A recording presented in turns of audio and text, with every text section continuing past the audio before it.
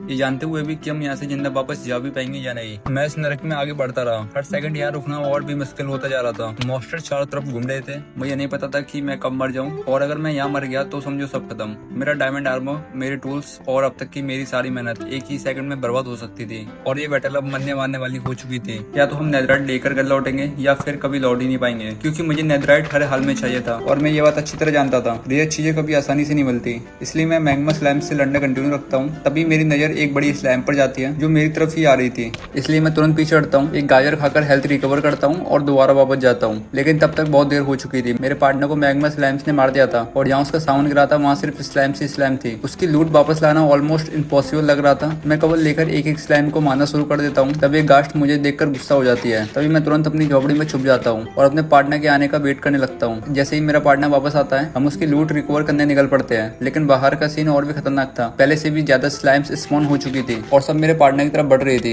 इसलिए मैं फिर बिना सोचे ग्राउंड पर उतर जाता हूँ और मैं स्लैम्स का ध्यान अपनी तरफ खींचता हूँ जब तक मेरा पार्टनर अपना साउंड कलेक्ट नहीं कर लेता। किसी तरह मैं इतनी सारी स्लैम से बच जाता हूँ और फाइनली हम दोनों अपने बेस तक पहुंच जाते हैं। लेकिन खतरा भी टला नहीं था। बेस में लौटते ही मैं गास्ट को मार ही रहा था, तभी गास्ट अचानक से मेरे ऊपर फायरवॉल शूट कर देती है, जिससे मैं बार बार बचता हूँ। और इतना सब होने के बाद मुझे एक बात समझ आ चुकी थी, हम ज्यादा देर यहाँ सर्वाइव नहीं कर सकते हैं। इसलिए हम एक नया प्लान बनाते हैं। हम अपने बेस के नीचे माइनिंग शुरू कर देते हैं। सोचा था कि जमीन के नीचे मॉन्स्टर्स परेशान नहीं करेंगे, लेकिन नेदर के पास शायद हमारे लिए कुछ और ही प्लान्स थे। नीचे पहुंचते ही हमें एक और खतरनाक जगह निकल जाते हैं। कुछ और स्लैम्स को मारने के बाद और लावा को ब्लॉक करने के बाद हम धीरे धीरे आगे बढ़ते हैं। तभी मुझे एक ग्लो स्टोन मिलता है जिसे मैं कलेक्ट कर लेता हूँ। लेकिन उसी वक्त स्लैम्स फिर से मेरे पार्टनर पर अटैक कर देती है। मैं दूर से बो की हेल्प से कवर फायर देता हूँ और किसी तरह उसे बचाता हूँ। उसके बाद हम थोड़े क्वार्ट्स भी कलेक्ट करते हैं और इतने स्ट्रगल के बाद फाइनली हमारा डे 11 एंड होता है। लेकिन एक प्रॉब्लम अब भी बाकी थी, हमें अब तक नेदराइट मिला ही नहीं था। और सच कहूँ, ना मुझे पता था, ना मेरे पार्टनर को और ना ही किसी और को, कि क्या हमें नेदराइट कभी मिलेगा भी या नहीं।